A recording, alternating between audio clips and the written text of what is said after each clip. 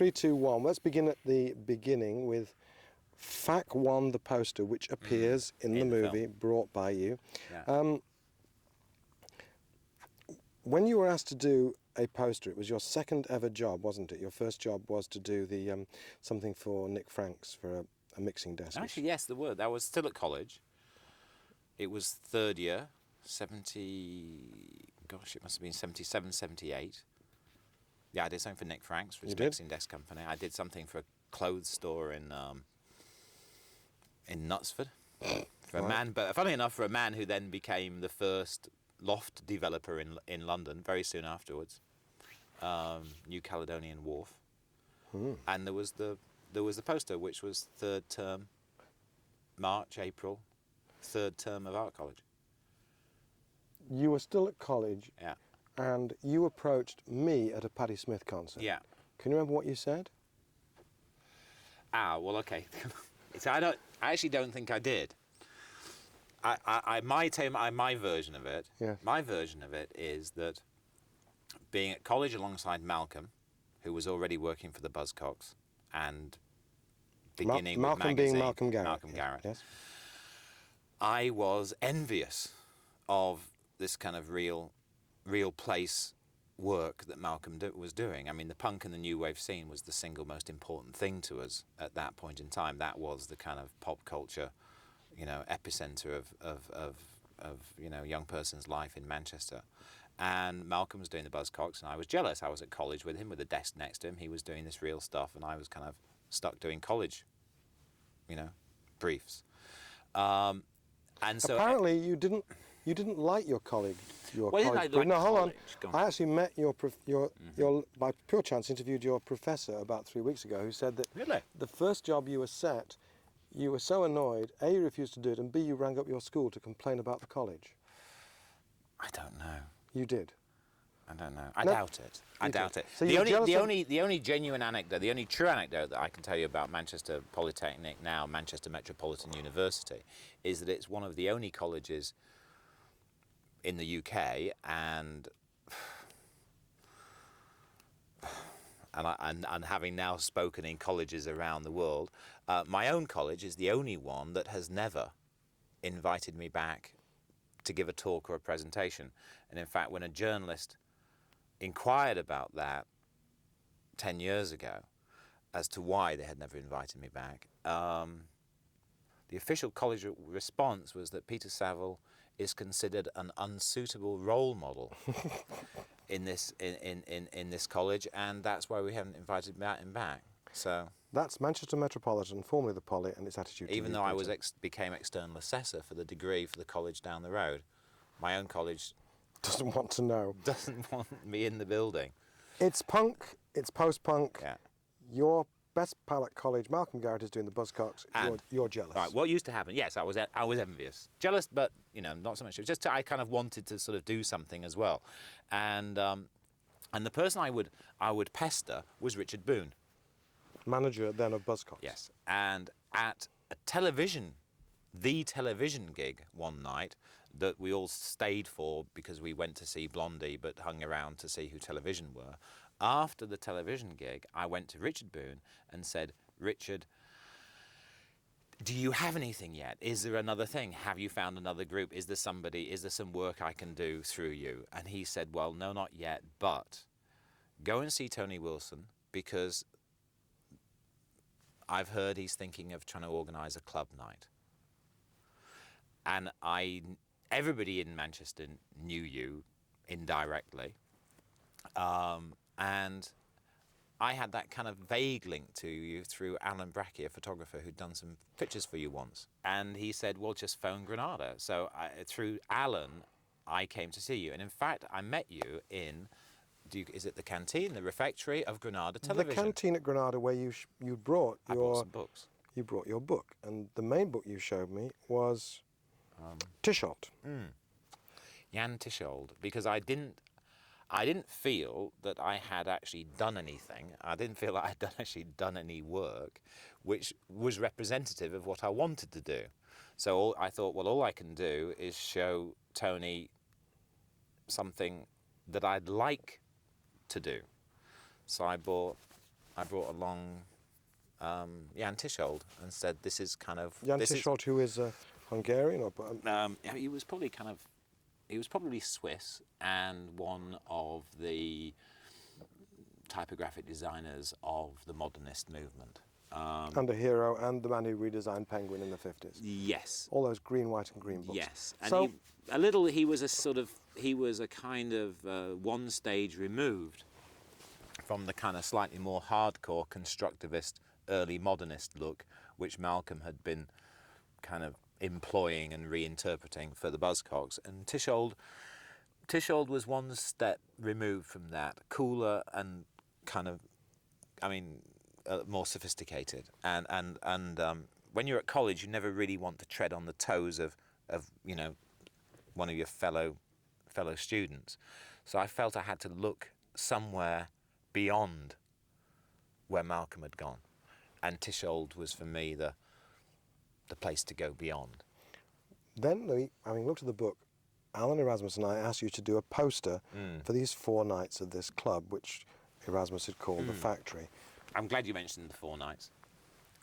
Why? Because you got the picture, you got it ready by this 3rd week. No, I think because it must have covered at least a month. Was it every week or every 2 weeks? It was every Friday night for 1 month. So I don't think I was a month late.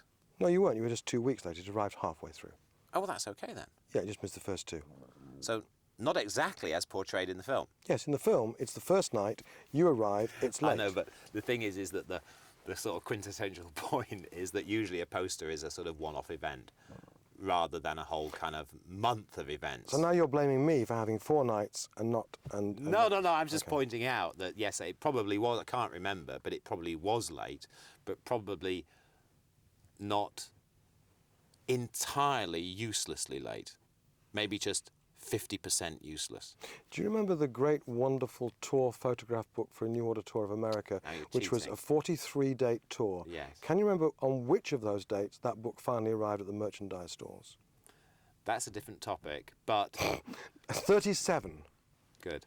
Good. Okay, so it wasn't good But a enough. very, very, very valuable possession for anybody who happens to have one now. It is actually, it's fantastic. Those great But pictures. it's very valuable. As was the Factory 1 poster, which was an event. Even more valuable. What made you do yellow and Anything. black squares? The yellow and black was inspired by NCP car parks. What? NCP You didn't car tell me parks. that. That's a bit low life. Well, I might have told you, and you might not have remembered, or I might not have told you. No, you didn't it tell wasn't me. necessarily. I mean, it was a sort of, as far as I was concerned, an industrial music venue. It was like the new industry. It was the new sound industry, and you decided to call it the Factory, or you and Alan had called it the Factory, which was actually a nice name, and the way that's played out in the film is actually really great. Factory closing, why not factory opening? I actually think it's really lovely. The problem with it being called the Factory was that it was kind of the connection with the Warhol factory. Which hadn't even occurred to me No, till it was years dangerous. later. Very But it strange. did to me immediately, and at that point, in a way, sort of dangerously cliched. Yes. That wasn't the motivation, and it was the kind of the concept of factory opening is actually very nice. But the notion of it being factory, as in Warhol factory, was in '78 a bit uncomfortable. Passé, yes. And so I felt that I had to put a different spin on it, to put it in the context of industry. So it was quite deliberately hard-edged, and the colours were industrial colours, and they happened to be NCP car park colours. That was the yellow. I remember it very clearly in my mind. It's like NCP car park yellow is the kind of yellow I want. When I came round to your flat in Altrincham to try and get the fucking poster out of you, and it wasn't finished yet, it was on the floor, and you had, I remember, pieces of yellow and black cardboard, and you were kind of almost like a jigsaw, but of square pieces, and you were playing with them. Do you remember that? I do. That was actually fairly responsible for a youngster. I was sort of recognising that it was a poster. And What else might have been, a hamster or something? No, it's very difficult designing posters. There was a great art once in poster design, and posters are designed to work from 10 or 20 feet away, or more. They're not things you hold in your hand. There's a lot of poster design that happens now on a Macintosh. So someone's designing something for a sort of street or urban situation, but they're designing it with intimacy. 1/6 size on a screen, 6 inches from their face. It's actually the completely wrong way to go about a poster. And even the way we worked in the 70s with sort of paste up on a drawing board actually isn't really the right way to go about a poster. It's a bigger scale than that. It's a bigger visual scale. And it was reasonably responsible for me to have it on the floor with bits of paper and step back from it and try and sort of look for something that was noticeable. I mean, in one sense, there is a kind of graphic strength to that poster, which is noticeable. The failure is that you can't read the type. Unless you go up close. If you go closely to it, you can. But I couldn't quite bear the idea of it being a sort of overbearing assault of information. I kind of just wanted somebody to notice this thing, and that if they connected with it, the kind of the visual codes of it, they identified, then they would be interested, and then they would come up and see, what is this about? Last question on Fact 1. In the movie, a very nice line, which is inserted by that scouse bastard Frank Cottrell Boyce, where I'm apparently, being a pretentious twat quoting people, I say that William Morris made out the point that nothing useless is entirely beautiful. How do you feel about that line? Nothing useless is entirely beautiful. The one fault in that line, really, is that the whole purpose of a piece of art, not that I'm comparing Fact 1 to art, but the purpose of a piece of art is to exist in its own right. And art is entirely non-functional. That's the point. If it has a function, we find it difficult to relate to it and understand it as art. The whole point of a piece of art is that it doesn't do anything. And as soon as it does something, then perhaps it's... commercial art. Or design. Fact 2. Fact 2 was quite similar in the sense that you kept the blocks of colour. You kept blocks of black and a straight colour, which was silver and black. But you added a new aesthetic in there, didn't you, on Fact 2, the factory sampler, which is, what would you call those symbols that you returned to with Gay Dad many years later? Oh, the kind of industrial icons. There is an industrial icon on that first poster, though, which is the Use Hearing Protection man, which came from a workshop door in the art college. Perhaps that's why they've not invited me back. You took it. I stole it. But then someone stole it from me from the Corner House Gallery a few years ago. Every day on my way into college, past a 3D design department workshop door, I would see this Use Hearing Protection sign. And I thought it was great. And actually, after I met you and you said do the poster, I did have to go and prise it off the door. You took the head off the door. Okay. I had to. I mean, now I would know that I could have found it to kind of reproduce it in a sort of industrial kind of equipment catalogue. But I didn't know where to find it. You were too young. Days, too young to know that. So I did borrow it off the college door and kept it. But anyway, and then it got stolen again. Someone stole it from the gallery. Everything you steal then gets stolen again, which is quite nice, really. Quite nice. So anyway, we carried on with those icons. Fact 2 is done in that style because there'd been a couple of posters done in between that first one and that first release, and the posters had already stepped off in a different direction, but we felt that this record, or this kind of compilation EP, represented the club, and that the kind of graphic identity of the club had been set by the first poster. So I kind of went back to the style of that first poster for the sort of generic packaging for that first release. And I sat with you and Alan one day in Alan's flat when you put forward the idea of releasing a record. And I quite selfishly said that I thought it was a great idea, purely because I wanted to do a record sleeve. I mean, it could have had anything on it. You didn't care. In fact, it did. It did have anything on it. John Dowie comedy tracks were a bit extreme, yes. And I said it's a great idea, I mean, just selfishly, because I wanted to do something other than a poster. But it's quite a nice sleeve. It's sweet. It's a very nice sleeve. Let's move forward to one of your first classics, which is the Joy Division first album, Unknown Pleasures. And this is the only Joy Division New Order release, is it not, where the group really came up with the image at some point? Yeah, it happens with groups anyway, with first albums. First albums, they've been thinking about. Sad bastards. For some time. Yes. You know, they've been, I mean, quite understandably, and I mean, they've been sort of longing for this moment. I mean, maybe, the last 3 or 4 years of their lives have led up to this, while we're making an album. And they've thought about everything, and particularly the cover. And Joy Division had with Unknown Pleasures. They had somehow between themselves collated what they wanted for the cover. And they gave me exactly the material. They said, this is what we want on the front, this is what we would like on the back or the inside, and this is the colour we want, etc. I kind of rearranged the order slightly. I think they wanted a white cover with a black motif, and I ended up making it black with a white motif. And I mean, I just kind of slightly adjusted the details, but it was essentially what they wanted. The funny thing about Unknown Pleasures was that really the only thing that I'd kind of really heard of Joy Division, I probably had seen them one night at the club, but all I really knew of them was the 2 tracks on the sampler.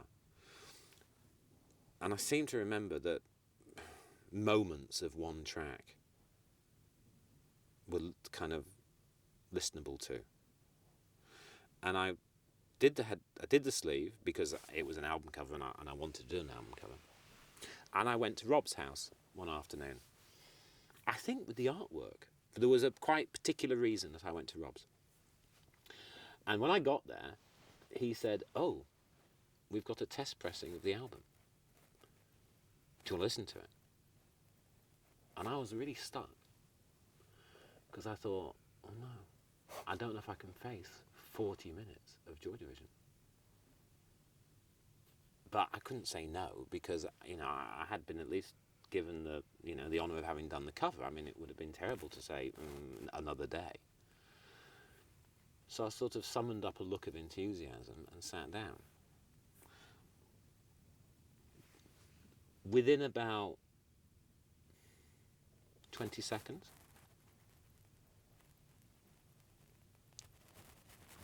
I knew that I'd been involved in something really important. It was unbelievable what had happened between the factory sample and Unknown Pleasures. What Martin had done to Joy Division was just mind-boggling. I mean, it was amazing. And by the time we got to the second track, I just thought, wow, this is the best album of this moment in time that I've heard. I haven't heard anything like this from any. And I knew what was going on. I mean, I bought a lot and was aware a lot of what was going on. And it was amazing. And I listened through one side and I just sat there and with this kind of incredibly sort of complacent feeling because I thought, wow, by kind of default, I've done the cover of what will be a really, really important record. Which it was. Yeah. We're very privileged and lucky. It was kind of like a privileged feeling that. Yeah. Whose decision was it? Last bit, there's 2 bits about the album. Something that you won't be able to see on the DVD or feel is the actual texture of Unknown Pleasures as it was. Now, that was your doing. The group didn't say... I think it was, but I the group didn't say, here's some really expensive cardboard we can print it on. It's a really interesting point there, Tony. I really don't know. It was a textured, it was a grained, we grained the paper and actually gave the thing a kind of a tactile quality and gave it a sort of an object feel. I mean, it was only one colour, it was black. Actually, without that grain, it was danger of being a kind of slightly bland and sort of cheap thing. But the graining transformed it into a thing, and actually I actually can't remember whether I thought it would be a good idea to do, or whether Stephen Morris or Rob or somebody might have said, do we have to have flat paper? Maybe somebody might have prompted me and said, look, can we do something? I really can't remember, but it's what transforms it. We were kind of already into the no expense spared mode, weren't we? Mm. See, the point is that my relationship with that work was kind of removed from the sort of musical experience. It was quite interesting that I'd done the cover for Unknown Pleasures before I heard anything.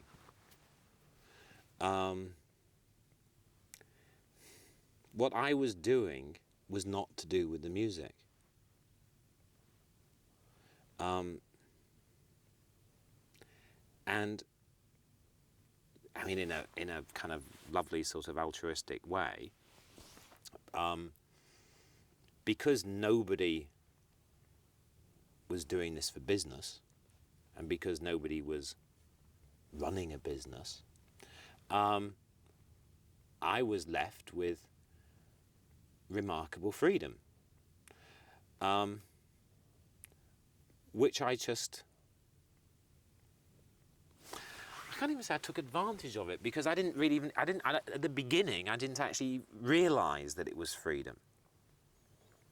I mean, a few years later, even given such kind of latitude, I would have felt a sense of responsibility to my client and said, look, I am doing X, Y, and Z. Is it okay? You know, Z is more expensive than X. You know, are we fine about this? But rather like a kind of a sort of 5-year-old in a sweet shop or something. You're actually not even aware. You're not even aware that you're not even aware that you're stealing. You're not even aware that you're kind of abusing the situation. You know, at 15 and you raid the shop, you know that you're getting away with something. But I was rather like an infant. Nobody asked me what I was doing, and I didn't see the need to tell anybody.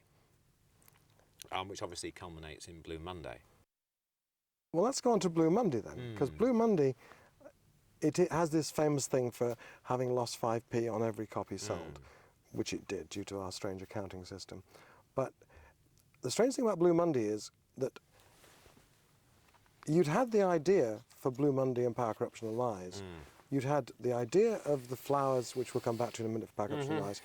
You had the idea that the single sleeve would have this, what was your strange concept about colours and words?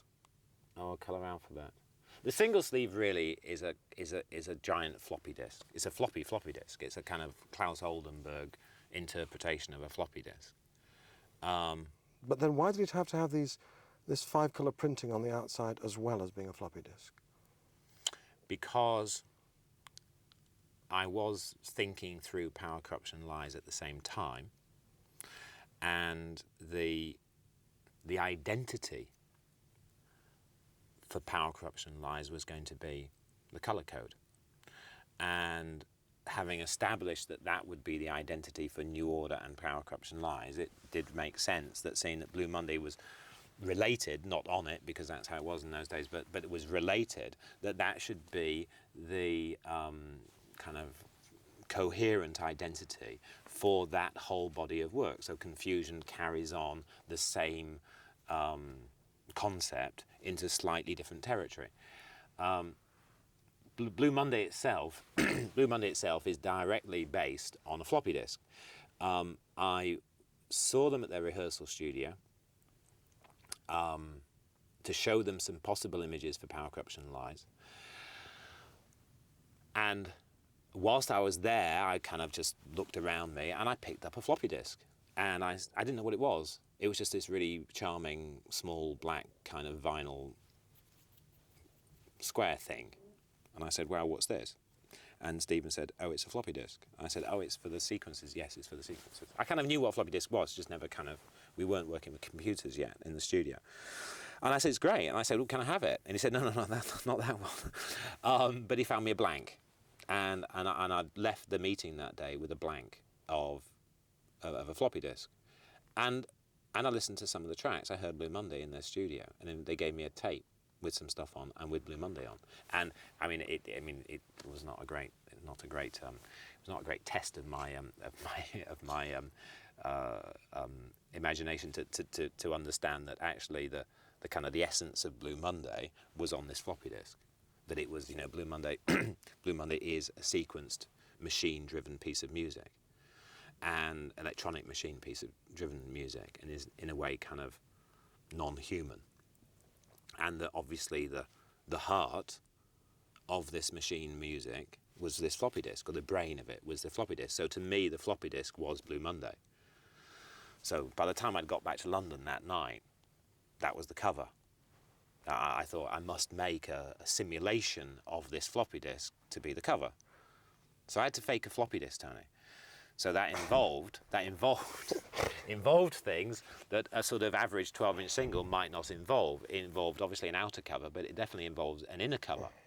And the floppy disks have a die-cut circle in the middle, so it involved a die-cut. And a die-cut circuit. Die-cuts all over the place, actually. All over. I could have left it at that, but it would have had to be entirely black. Shades of black, expensive shades of black, but with no type on it, because floppy disks don't have type on them. They're not labeled, branded products. So, I mean, the only solution really was to use the color-coded alphabet that I was developing for Power, Corruption and Lies and take that over, so it was just a piece of abstract computer coding. Last question on that, which is, today, this morning in London, the second piece to camera for this show of mine, which I then cut and did something else, said, I'm the person who famously has the biggest selling 12-inch single in British history, which lost 5p on every copy. How do you feel about being, and this is one of the most foolish things ever done in the music industry, how do you feel about being responsible for that? I took my part in a catalogue of irresponsibility. So you are taking... You were the MD of a record company, well, part-time MD of a record company, that allowed a 7-inch single to be released. Its chance of ever getting airplay was 0. New Order were the group who thought it wise to release a 7-minute single. I mean, did they have any kind of working knowledge of the music business or of radio? That 7-minute singles, I mean, perhaps with the exception of George Harrison, don't get played on the radio. I don't even know if George Harrison's got played on the radio. They don't play 7-inch singles on the radio. Singles 7-minute singles. Sorry, 7-minute singles. Singles released only in 12-inch format in those days weren't commercial items either. In fact, it was like commercial suicide to only release a 12-inch single. So to release a 12-inch, 7.5-minute single was a kind of double suicide, really, almost one of those kind of mass suicidal events.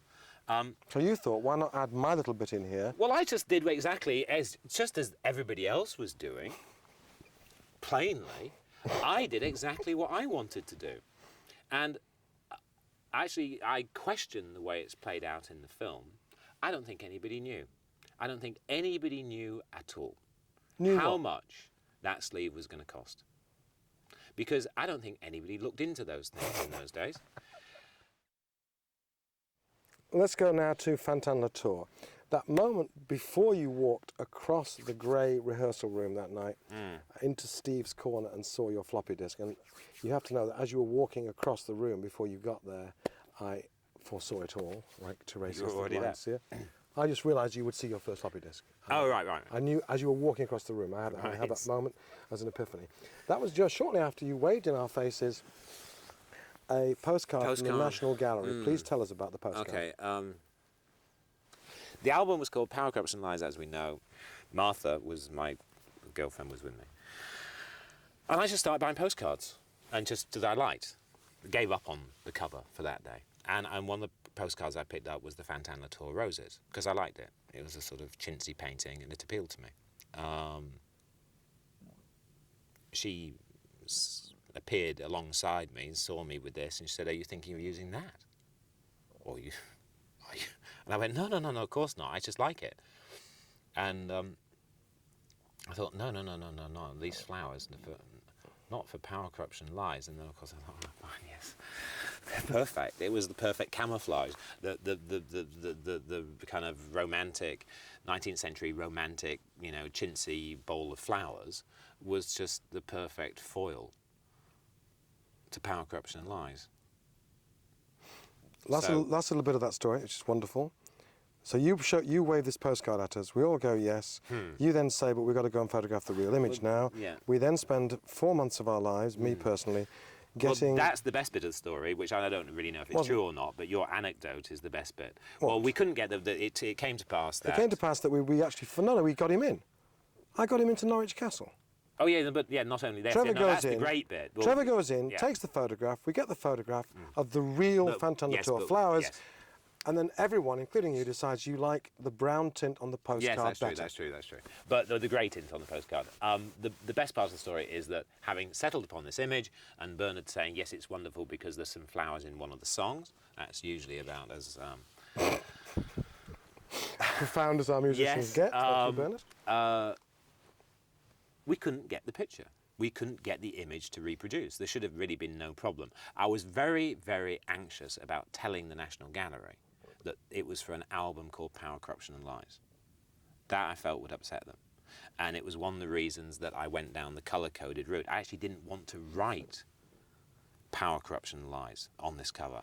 I was interested in the idea that it was rumoured to be called Power, Corruption and Lies. Okay.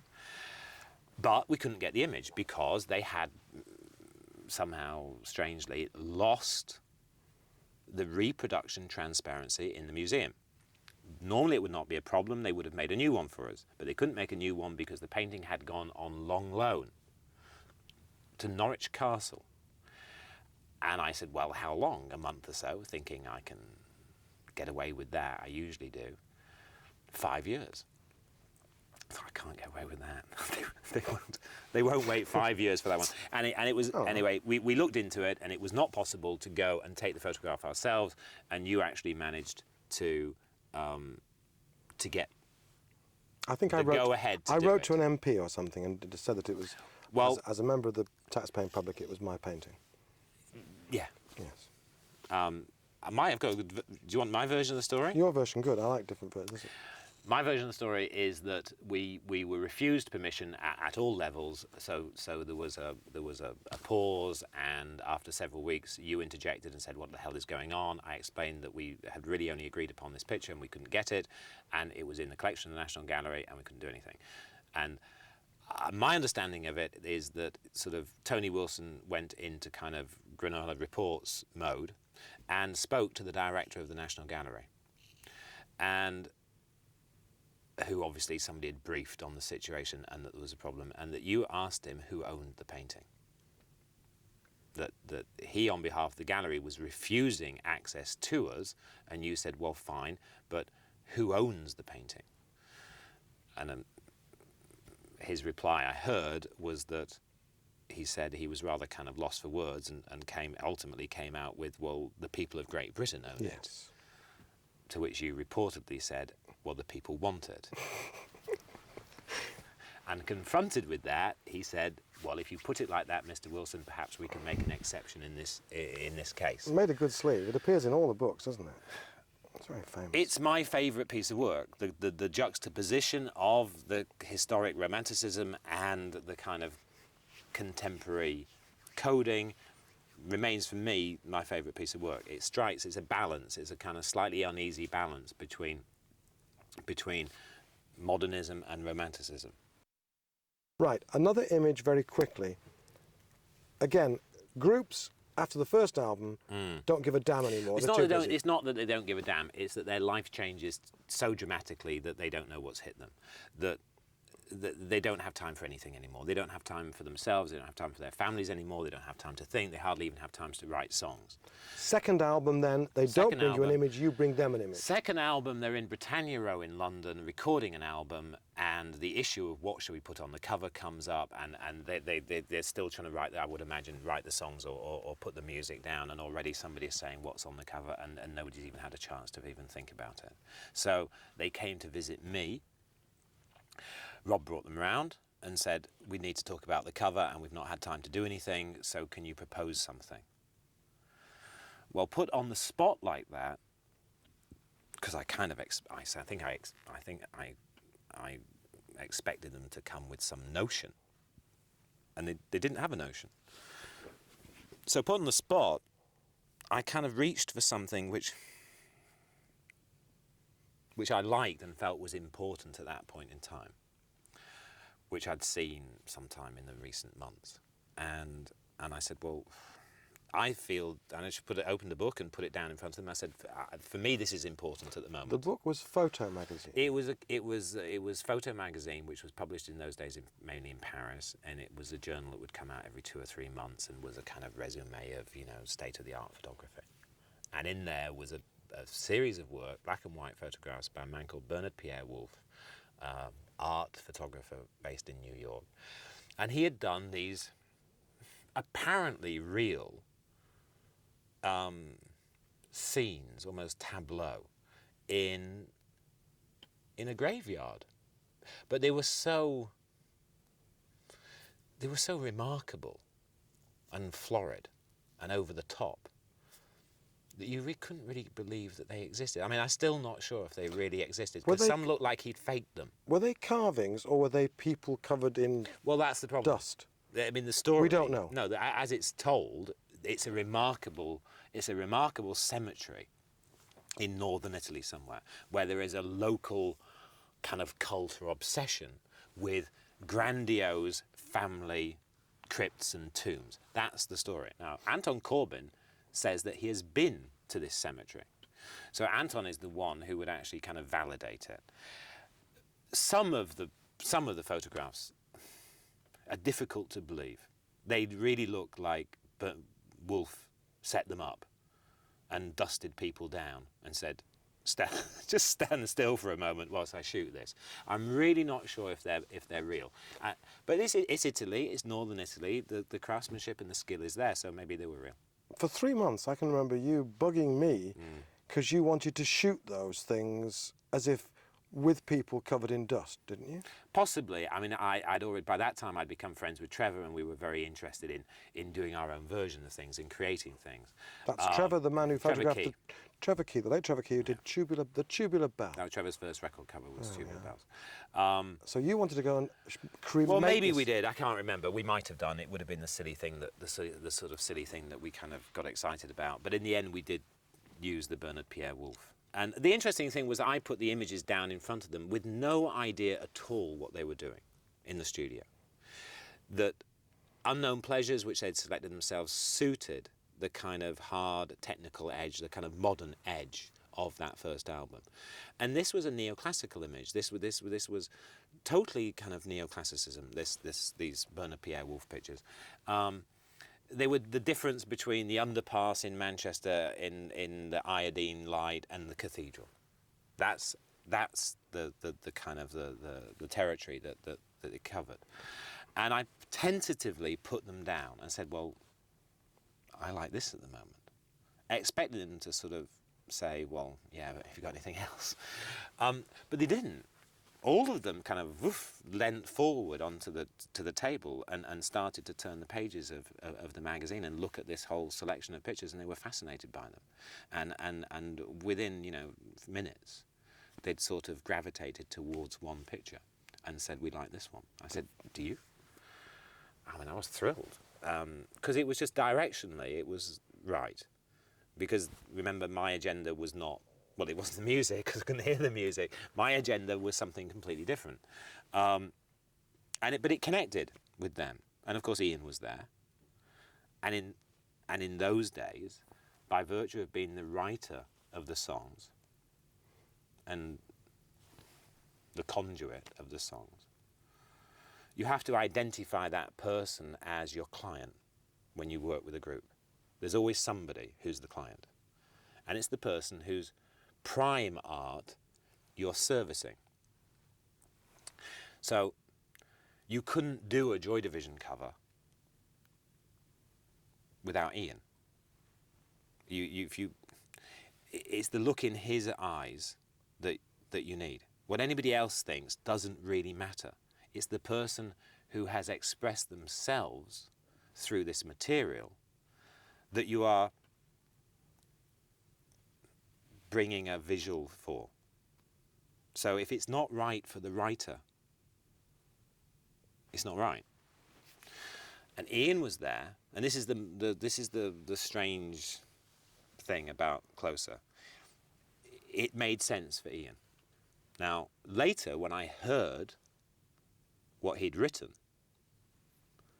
it made sense to you. I mean, even from the whole kind of the mood, the shift in the mood of the sound from first album to second album was enormous. There was a kind of grand melodrama to Closer. It is the cathedral. It is Manchester Cathedral. And of course what Ian had written. And as you remember, I was the first person to comment on the cover that we had for that record, because the day that you phoned me to say that Ian had died. Well, that's the most weirdest thing, because in a way, it was that moment that it struck us, oh my God, because the sleeve had been printed. Wonderful sleeve, yes, it Closer. Yeah, the cover of the sleeve was a grave, was a tomb with a weeping woman. And it was great art direction. I mean, it was one of the finest bits of art direction by Ian Curtis. I mean, a great bit of art direction. I mean, he sort of, he designed his own future. But after he died, there was some point, 12 hours, 24 hours, 36 hours, where suddenly you go, oh my God, the sleeve. You called me. I don't know whether it was the same day or the next day. You called me. I remember, I know exactly where I was standing. It was a bit like when, Mr. Kennedy died or whatever.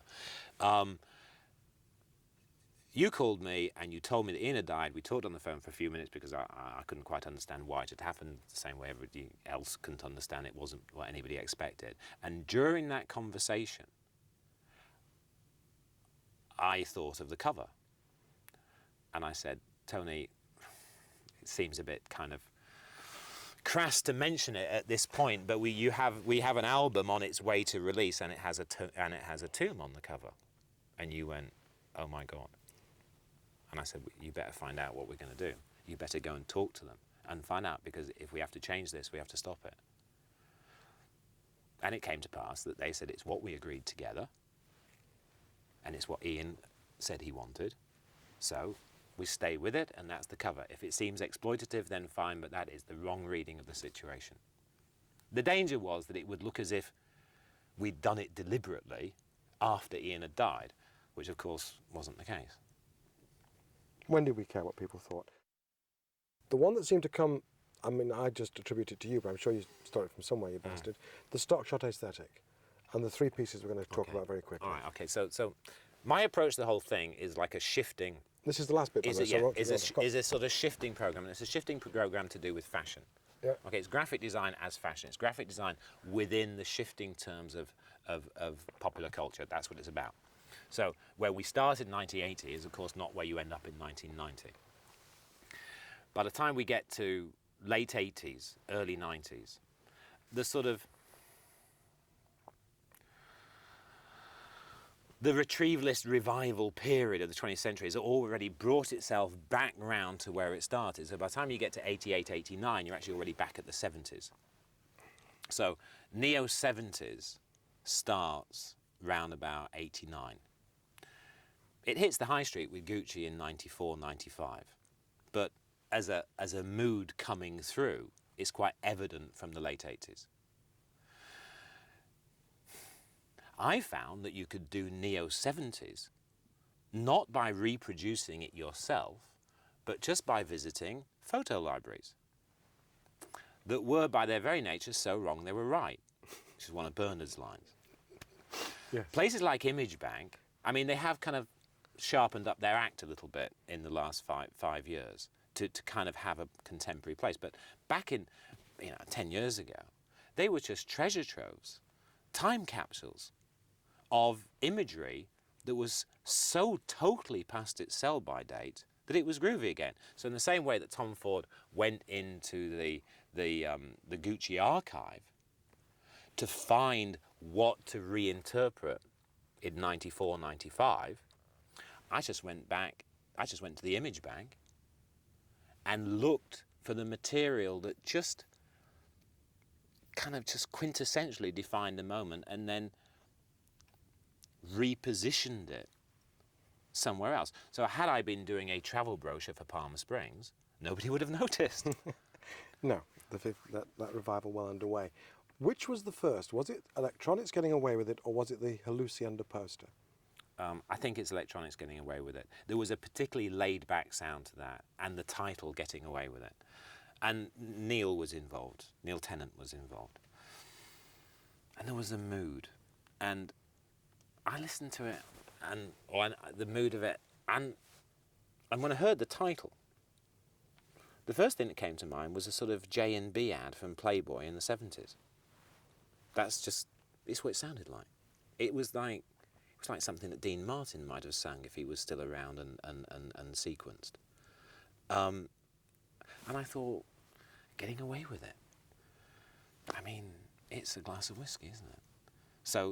But it's a 70s glass. It's Playboy 1970 glass of whiskey. So, like, where am I going to find one of those? Well, I'll find one down at Image Bank, and of course, they still got lots of them. Then I'm walking down the corridors in Granada, and my boss, David Plowright, says, "How's that club of yours, Tony? The Halucienda, or whatever you call it." And I went running off to the club and went, "Hey, guess what my boss called our club?" And everyone went, "Oh, that's great, isn't that funny?" And I said, "Let's ring up Peter and get a poster." Yeah, and it was especially, I think, Monday nights were dedicated Halucienda nights. And I don't actually know who did this. I've got a sneaky feeling that a boy called Julian Morey, who was working with me at the time, I think he stumbled over the science photo library. Whereas all the other photo libraries were full of kind of retro cliches that could be reinterpreted, we found this place that was full of images that you'd never seen before. You could never have seen them before because they were shot yesterday by a man with a computerized electron microscope. And it was the photograph of an invisible piece of pollen, or the photograph of fluorescent liquid before it goes into a machine. And we started to look at things that they had at the Science Photo Library, and they were just mind-boggling, totally mind-boggling. They were organic psychedelic. And you chose what for this one? A pollen spore. A pollen spore. And I think organic psychedelic is the best way to understand it. It was, the Halucienda, it's so evocative of, the kind of 60s acid scene, early, the California, the famous kind of Grateful Dead posters, the San Francisco acid scene. And what we found was the scientific, organic, futuristic version of weird tripping. This was tripping into a microscopic pollen spore.